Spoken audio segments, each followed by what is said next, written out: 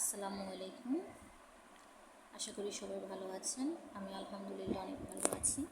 আজকে আমি আপনাদের সাথে শেয়ার করতে চলেছি চটের বস্তায় উলের সুতো দিয়ে একটি টেবিল ম্যাট, একটি চমকাটি টেবিল ম্যাট।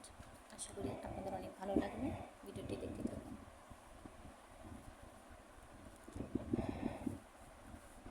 আমরা যে সাধারণত চাউলের যে বস্তাটা হয় না, ওটা কেটে আমি উলের সুতো দিয়ে সম্পূর্ণটা হাতে কাজ করেছি।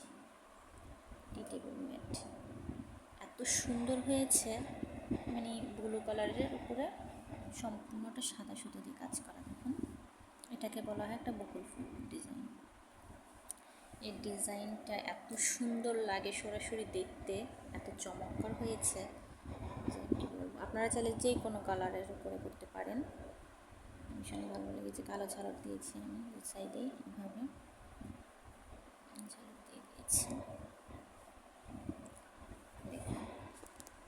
অনেক সুন্দর চমৎকার লাগতেছে ডিজাইনটা।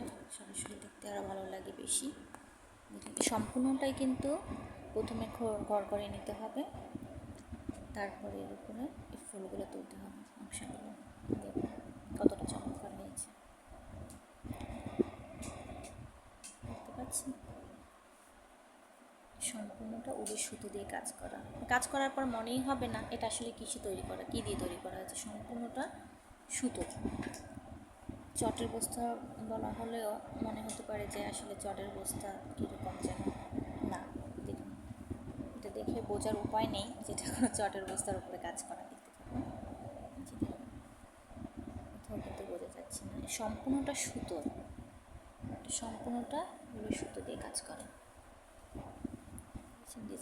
ডিজাইনটা মাশাআল্লাহ অনেক সুন্দর হয়েছে। ডিজাইনটা কিন্তু ভীষণ সুন্দর হয়েছে। কাছ থেকে দেখে একটু, দেখেন কতটা চমৎকার।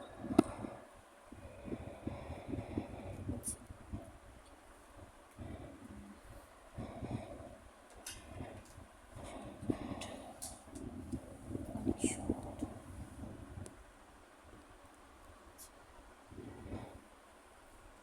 দুই সাইডে ঝালর দিয়ে করলে তো অনেকটা ভালো লাগে।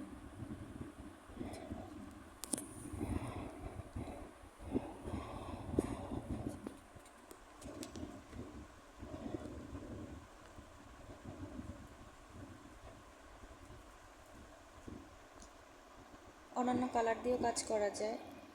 আমার কাছে ব্লুর ভিতরে সাদা কালারটা বেশি ভালো লেগেছে। আর দেখি সেলাই করার পরেও দেখি যে আসলে অনেক সুন্দর লাগতেছে। কালারটা খুব গর্জিয়াসভাবে উঠেছে, উজ্জ্বলভাবে ফুটে উঠছে।